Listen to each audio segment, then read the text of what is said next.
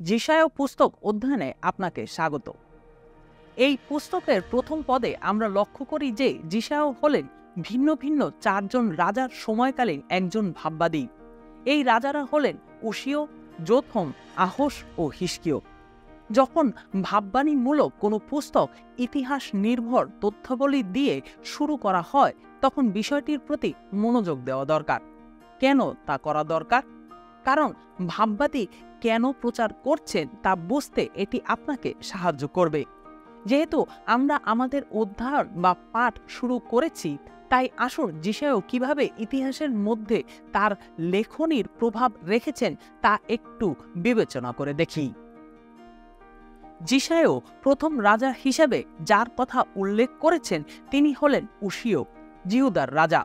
উশিয় একজন ভালো লোক এবং তিনি ছিলেন একজন সমৃদ্ধশালী রাজ্যের একজন সফল শাসক।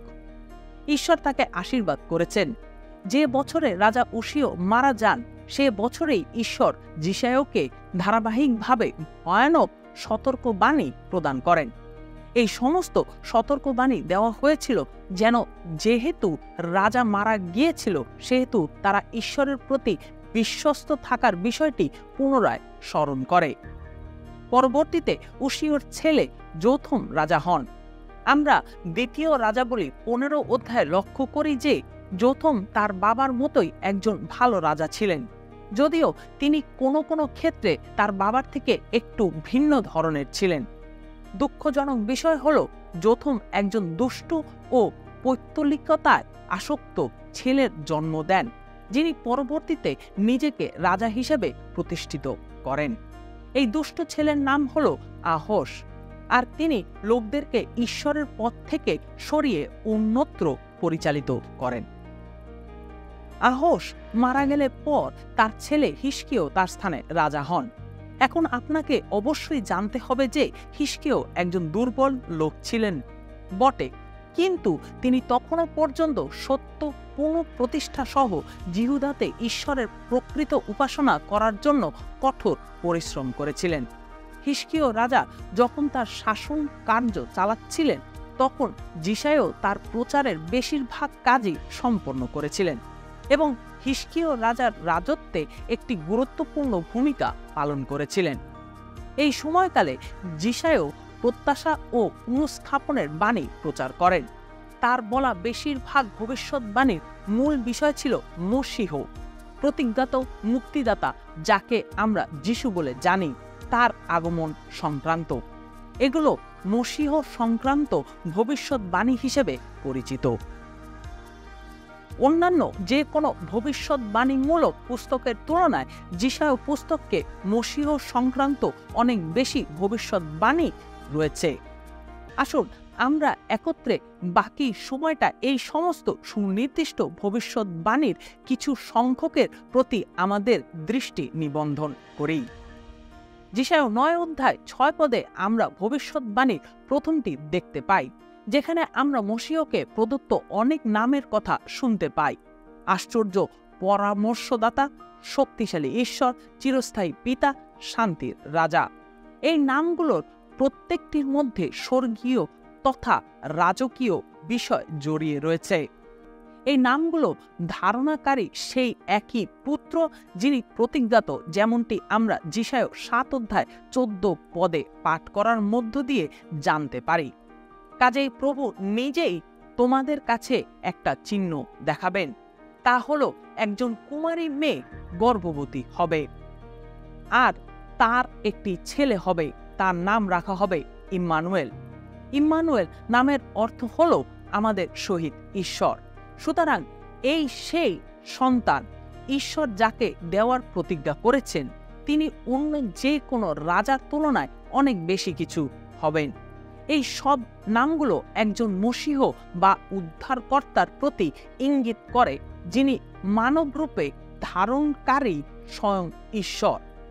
এই রূপ ঘটনা পূর্বে আর কখনোই ঘটেনি।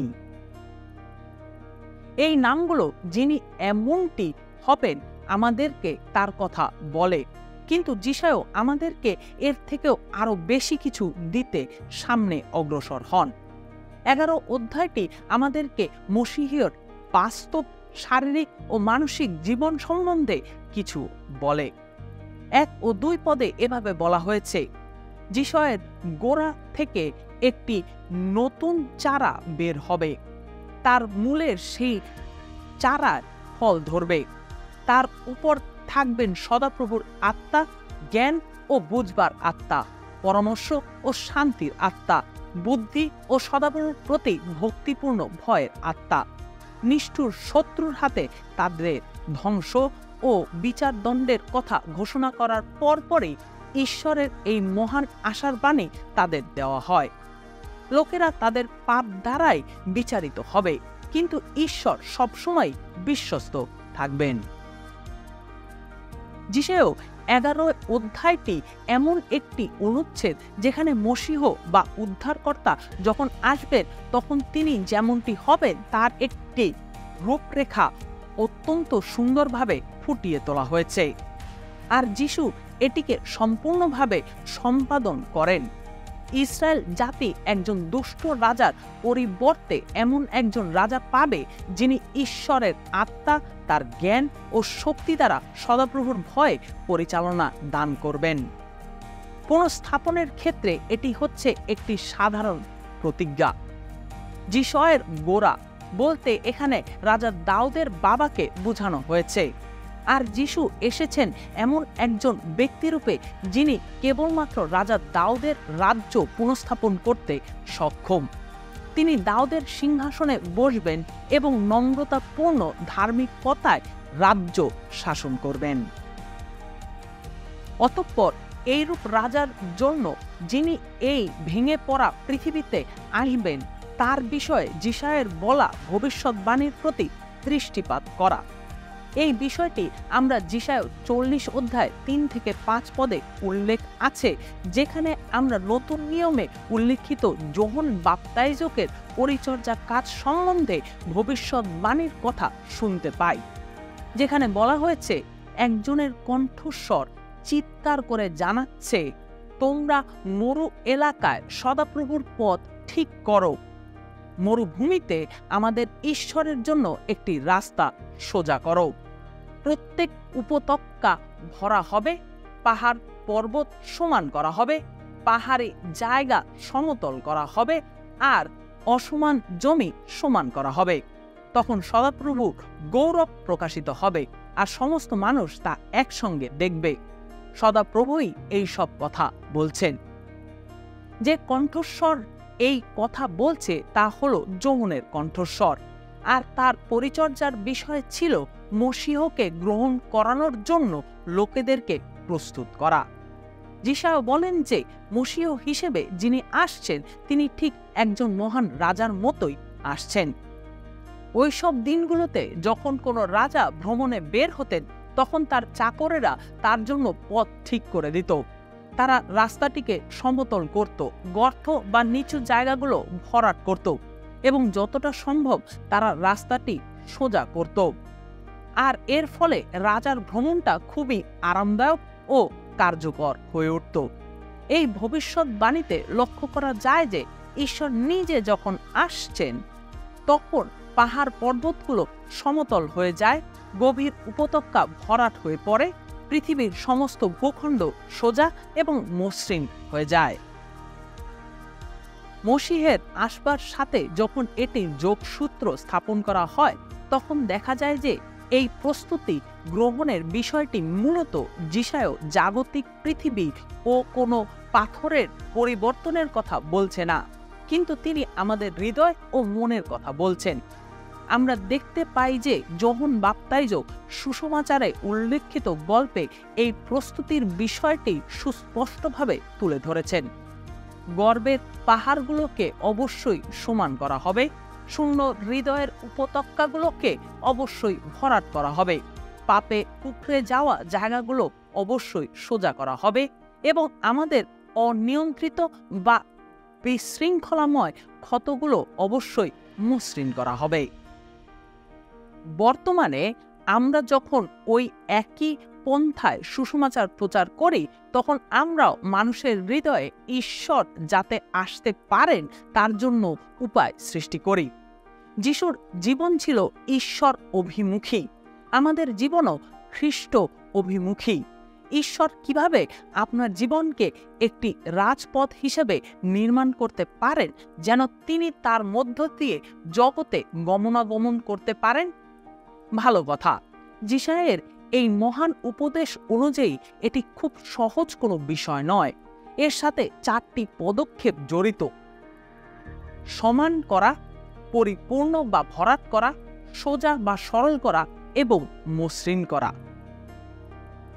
যখন আমরা এই বিষয়টি পাঠ করি যে মসীহ কে, তিনি কি করবেন এবং তিনি কিভাবে আসবেন, তখন যিশায় 55 অধ্যায়ে তিনি কেমন হবেন তা বলার বিষয়টি চলমান রাখেন। এখানে আমরা কেবলমাত্র মসীহের ইঙ্গিত দেখতে পাই না, কিন্তু সেই সাথে আমরা পৃথিবীতে তথা আমাদের জীবনে ঈশ্বরের কাজ করার পথ বা উপায়ও দেখে থাকি। এই বার্তাটির মর্মবাণী বুঝলে পর সেটি আমাদেরকে খ্রিস্টের মতো হতে সহায়তা প্রদান করে। এটি শুরু হয় 1 থেকে 3 পদের মধ্যে, যেটি আসলে রাস্তায় পণ্য বিক্রি করা বিক্রেতার মতো যে তার পণ্য দ্রব্যের কথা চিৎকার করে ঘোষণা করছে। হে পিপাসিত লোকেরা, তোমরা সবাই জলের কাছে এসো। যার গয়না নেই সেও এসে কিনে খেয়ে যা। এসো, বিনা পয়সায় বিনা মূল্যে আঙ্গুরের রস আর দুধ কেনো। যা কোনো খাবার নয় তার জন্য কেন পয়সা খরচ করবে? যা তৃপ্তি দেয় না তার জন্য কেন পরিশ্রম করবে?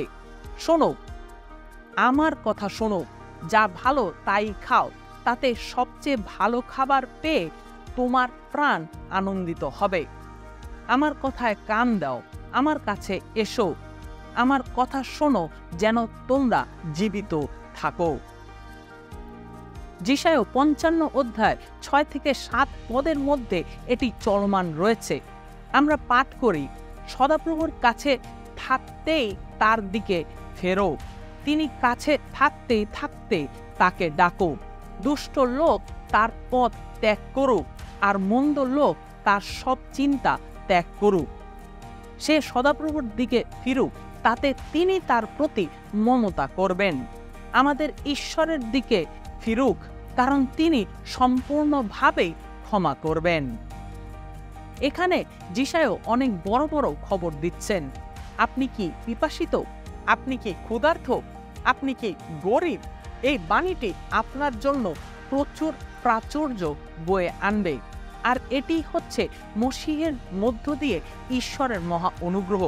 লক্ষ্য করুন যে একজন মহান প্রচারক হিসেবে যিশায় এখানে মানুষের সবচেয়ে মৌলিক প্রয়োজন বা চাহিদার বিষয়ে অনুরোধ জানাচ্ছেন। আরও গুরুত্বপূর্ণ বিষয় হলো তিনি আমাদের দৈহিক চাহিদাগুলোর সাথে আমাদের হৃদয় বা আত্মার চাহিদার একটি সংযোগ ঘটাচ্ছেন। যিশায় অন্যান্য প্রচারকদের মতো একই বিষয় প্রচার করেন, মানুষের অনুশোচনা করা, তাদের মন্দ পথ থেকে ফিরে আসা এবং ঈশ্বরের প্রতি ফিরে আসা দরকার। তারা যদি এমনটি করে তাহলে ঈশ্বর তাদের ক্ষমা করবেন এবং তাদের প্রয়োজন মেটাবেন। তার প্রাথমিক বাণীটি হলো সদাপ্রভুতে সন্তুষ্ট থাকুন এবং তার কথা শুনুন। আর আজকের জন্য আপনার প্রতিও ঈশ্বরের এই একই বাণী। এটি হলো আপনি যেভাবে খ্রিস্টীয় জীবনযাপন করবেন। তাকে খুঁজুন এবং আপনার যাবতীয় অধার্মিকতা থেকে ফিরে আসুন। আসুন এখন আমরা 55 অধ্যায়টি লক্ষ্য করি। এটি কিভাবে করতে হয় তা আমরা খুঁজে দেখব। আমাদের ঈশ্বরের বাক্যের প্রয়োজন, কারণ এর মধ্যে আমরা ঈশ্বরের চিন্তা ভাবনাগুলো খুঁজে পাই, যা আমাদেরকে জীবনের কাছে নিয়ে আসে এবং আমাদের প্রয়োজনগুলো পূরণ করে। 10-11 পদ এই কথা বলে, বৃষ্টি ও তুষার আকাশ থেকে নেমে আসে, আর পৃথিবীকে জলদান না করে সেখানে ফিরে যায় না, বরং তাতে ফুল ও ফল ধরায়, এবং যে বীজ বনে তার জন্য শস্য, আর যে খায় তার জন্য খাবার দান করে। ঠিক তেমনি আমার মুখ থেকে বের হওয়া বাক্য নিষ্ফল হয়ে আমার কাছে ফিরে আসবে না, বরং তা আমার ইচ্ছামতো কাজ করবে আর যে উদ্দেশ্যে আমি পাঠিয়েছি তা সফল করবে। এখানে আমরা দেখি যে ভাববাদীদের পরিচর্যায় ঈশ্বরের বাক্যই প্রধান কেন্দ্রবিন্দু, ঠিক যেমন খ্রিস্টানদের জীবনেরও কেন্দ্রবিন্দু রূপে বিদ্যমান। ভাববাদীরা লিখিত বাক্যের সম্মুখে দাঁড়ান এবং সেগুলোকে সুস্পষ্ট করে তোলেন। তারা হলেন মসির মধ্যে দিয়ে ঈশ্বর কর্তৃক প্রদত্ত প্রতিজ্ঞাসমূহর রক্ষাকারী বাহিনী। তারা লোকদের আহ্বান করেন যেন তারা ঈশ্বরের খোঁজ করে। তারা লোকদের বলেন যেন তারা নিজেদের উপর নির্ভর করা ত্যাগ করে কেবলমাত্র ঈশ্বরের জ্ঞানের উপরে সম্পূর্ণভাবে নির্ভর করে। তিনি অর্থাৎ ঈশ্বর হলেন জ্ঞানী আর আমরা হলাম বোকা। তিনি উত্তম আর আমরা নীতিভ্রষ্ট। আমরা যদি দেখতে সক্ষম হই তাহলে দেখব যে ঈশ্বরের বাক্য ভাববাদীদের হাতে একটি সুন্দর হাতিয়ার হিসেবে ব্যবহৃত হচ্ছে, আর এটিকে সাথে করেই ঈশ্বর অত্যন্ত সুন্দরভাবে মানুষের চিন্তা ও তার চিন্তাকে কাঠামো বা শ্রেণীবদ্ধ করছেন। যিশুও পবিত্র শাস্ত্রের আলোকে ভাববাদীর আহ্বান সুস্পষ্ট করেছেন। এর সবচেয়ে বড় উদাহরণ লুক 4:18-19 পদে লক্ষ্য করা যায়, যেখানে তিনি তার নিজ এলাকার সমাজগৃহে যান। তিনি যিশায় ভাববাদীর লেখা গুটিয়ে রাখা পুস্তকখানি চাইলেন এবং তিনি সেটি শেষ পর্যন্ত প্রায় খুলেই ফেললেন। তিনি এই বাক্যগুলো পড়লেন, প্রভুর আত্মা আমার উপরে আচ্ছেদন করেন, তিনি আমাকে নিযুক্ত করেছেন যেন আমি গরিবদের কাছে সুখবর প্রচার করি। তিনি আমাকে বন্দীদের কাছে স্বাধীনতার কথা, অন্ধদের কাছে দেখতে পাওয়ার কথা ঘোষণা করতে পাঠিয়েছেন। যাদের উপর অত্যাচার হচ্ছে তিনি আমাকে তাদের মুক্ত করতে পাঠিয়েছেন।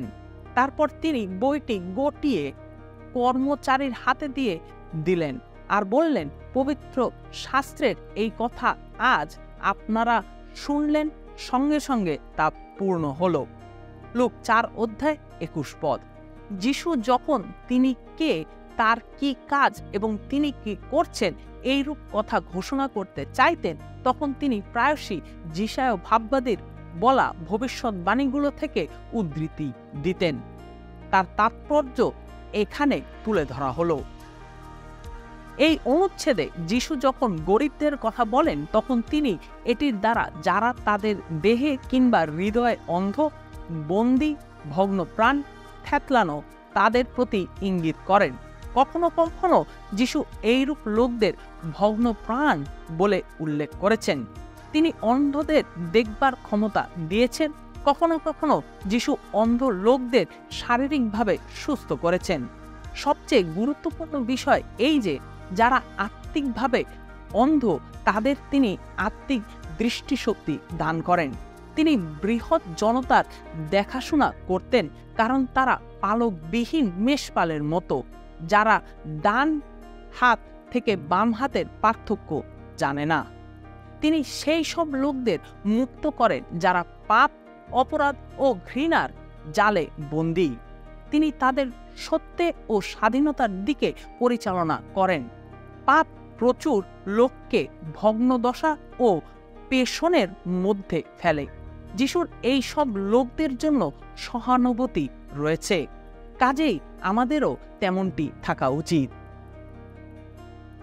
আপনি যদি অন্ধ, আবদ্ধ, দাস কিংবা ভগ্নপ্রাণ লোক হন, যদি দিক নির্দেশনা, পুনঃস্থাপন ও ক্ষমতা লাভের প্রয়োজন হলে জীবনের চাপসমূহ আপনাকে কোনো আশাহীন মানুষে পরিণত করে, তাহলে এখনই আনন্দ করার সময়। যিশু এই কথা বলেন যে তার এই পরিচর্যা আপনার মতো এমন লোকের জন্য যারা তাদের প্রয়োজনগুলো নির্ণয় করতে পারে। এটি হলো সেই বাণী যা আপনি যিশু সম্পর্কিত যিশায়ের বলা ভবিষ্যৎবাণীর মধ্যে খুঁজে পাবেন। আপনি যখন যিশায় পুস্তক ও সুসমাচার থেকে যিশুর কথা শোনেন, তখন আপনি সত্যিকার অর্থে এই আশার বাণী খুঁজে পাবেন। আমরা যেহেতু শেষ করতে যাচ্ছি, সেহেতু আপনি যিশু সম্বন্ধে যা জেনেছেন তা একটু বিবেচনা করে দেখুন। তিনি কি আপনাকে মুক্ত করেছেন? যদি না করেন, তাহলে যিশু ভাববাদী আপনাকে যা যা করতে উৎসাহিত করেছেন ঠিক সেই মতো কাজ করুন। তাকে খুঁজুন এবং আপনার জীবনে তাকে আহ্বান করুন। আপনি যদি তাকে জেনে থাকেন, তাহলে আপনি নিজেই নিজের পরীক্ষা করুন এবং আপনি খ্রিস্টের মতো জীবনযাপন করছেন কিনা সে বিষয়ে নিজেকে প্রশ্ন করুন। আপনি কি আপনার নিজেকে এমনভাবে প্রস্তুত করেছেন যার মধ্য দিয়ে ঈশ্বর আপনার চারপাশে থাকা লোকদের জীবনে প্রবেশ করতে পারেন? আপনি কি গরিব ও ভগ্নপ্রাণ লোকদের কাছে সুসমাচারের পরিচর্যা করেছেন? যিশায়ের কথা অনুসারে এগুলো সবই হলো তার মতো হওয়ার চেষ্টা করা। প্রার্থনা করুন যেন আপনি খ্রিস্টের মতো জীবনযাপনের যে আহ্বান পেয়েছেন ঠিক সেভাবে জীবনযাপন করতে ঈশ্বর আপনাকে সাহায্য করেন।